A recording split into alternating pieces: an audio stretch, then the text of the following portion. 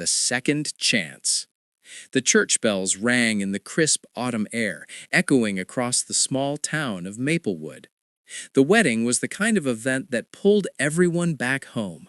Old classmates, distant relatives, neighbors who hadn't spoken in years. For Emma, it was supposed to be just another obligation, a polite appearance before returning to her life in Chicago. She hadn't expected to see Gabriel. Emma spotted him before he saw her.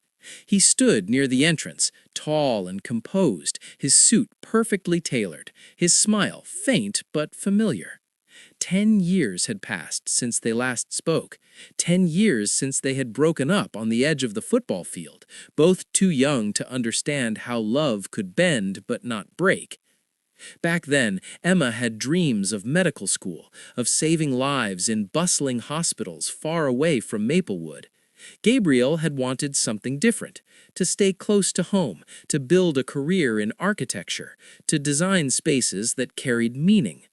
Their paths had diverged, and neither had looked back. Until now. Emma tried to avoid him at first, weaving through the crowd of guests, smiling at familiar faces. But Maplewood was too small, and weddings too intimate. Eventually, Gabriel's eyes found hers. Emma. His voice carried the same warmth she remembered, though deeper now, steadier. Gabriel. She forced a smile, though her heart raced. They stood awkwardly, two people with a shared history that felt both distant and immediate. Around them, laughter and music filled the air, but their silence was louder. "You look different," Gabriel said finally. "10 years will do that," Emma replied, her tone sharper than she intended. He chuckled softly. "Still the same wit." Emma wanted to retreat, but something in his gaze held her there. It wasn't nostalgia, it was recognition. He saw her not as the girl she had been, but as the woman she had become. Later that evening, when the bride insisted everyone join the dance floor, Emma found herself paired with Gabriel. The music was slow, the kind that forced closeness. "Do you ever think about back then?" Gabriel asked, his hand resting lightly on her waist. Emma hesitated. "Sometimes, but mostly I think about what came after." He nodded. "Me too. I thought I knew what I wanted, staying here, building something permanent. But permanence isn't what I found." Emma tilted her head. "What do you mean?" Gabriel's eyes flickered. "I designed buildings, yes, but people move on. Towns change. Nothing stays the same. I thought staying meant stability, but it just meant watching things slip away." Emma felt a pang. She had left Maplewood to escape that very feeling, yet here was Gabriel, confessing the opposite. "And you?" he asked. "Did you find what you were looking for?" Emma swallowed. "I became a surgeon, I save lives, but sometimes I wonder if I lost mine in the process." The words surprised her. She hadn't meant to be so vulnerable, but Gabriel had always had that effect. The night wore on, and Emma and Gabriel found themselves outside, away from the noise. The stars stretched above them, the same stars they had once watched from the hood of Gabriel's old car. "Do you remember that night before graduation?" Gabriel asked. Emma smiled faintly. "You mean when we swore we'd never lose touch?" "Yes, and then we did." Emma sighed. "We were kids. We thought love could survive distance, ambition, everything. But it couldn't." Gabriel looked at her, his expression unreadable. "Or maybe we didn't give it a chance." Emma felt the weight of his words. She had buried their breakup under layers of rationalization, different goals, different cities, different lives. But now, standing beside him, she wondered if it had been fear of holding on too tightly. The following day, Emma lingered in Maplewood longer than planned. She told herself it was to visit her parents, but she knew the truth. Gabriel had asked if she wanted to grab coffee, and she had said yes. They met at the old cafe downtown, the one they used to haunt after school. The decor had changed, but the smell of roasted beans was the same. "Funny," Gabriel said, stirring his drink. I used to imagine us here, years later, catching up. I just didn't think it would take a decade.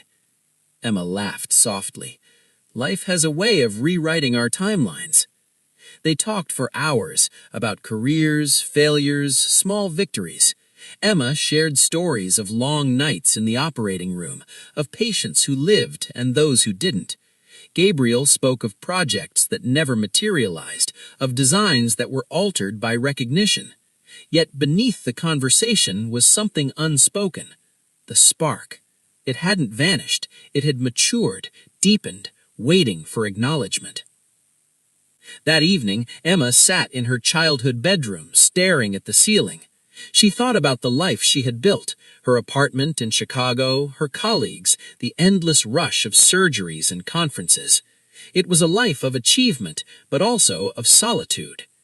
Gabriel, she realized, represented something she had lost, connection, not just romantic, but human. He reminded her of who she had been before ambition consumed her. But was that enough? Could they rekindle something after 10 years when their lives were so different? The next day, Gabriel walked her to her car. "Emma," he said, his voice steady, "I don't know what this means, seeing you again, but I know it means something." Emma met his gaze. "I feel it too, but I don't know if I can give you what you want. My life is complicated." Gabriel nodded. "So is mine. But maybe it's not about what we want, it's about what we need." Emma hesitated, then smiled faintly. "And what do we need?" Gabriel's answer was simple: a second chance. The road ahead. Emma drove back to Chicago with Gabriel's words echoing in her mind. A second chance. It sounded both terrifying and liberating.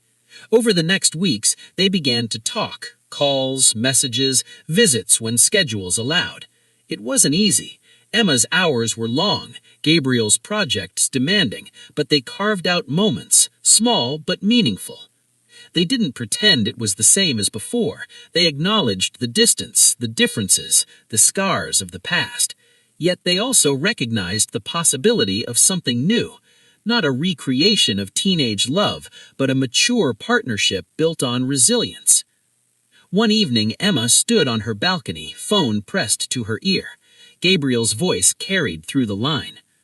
"Do you ever regret it?" he asked. "Regret what?" "Us, breaking up." Emma thought carefully.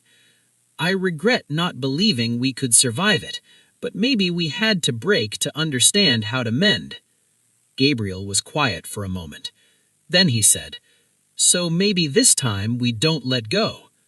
Emma felt tears prick her eyes. "Maybe this time we hold on." Months later, Emma returned to Maplewood, not for a wedding, but for herself.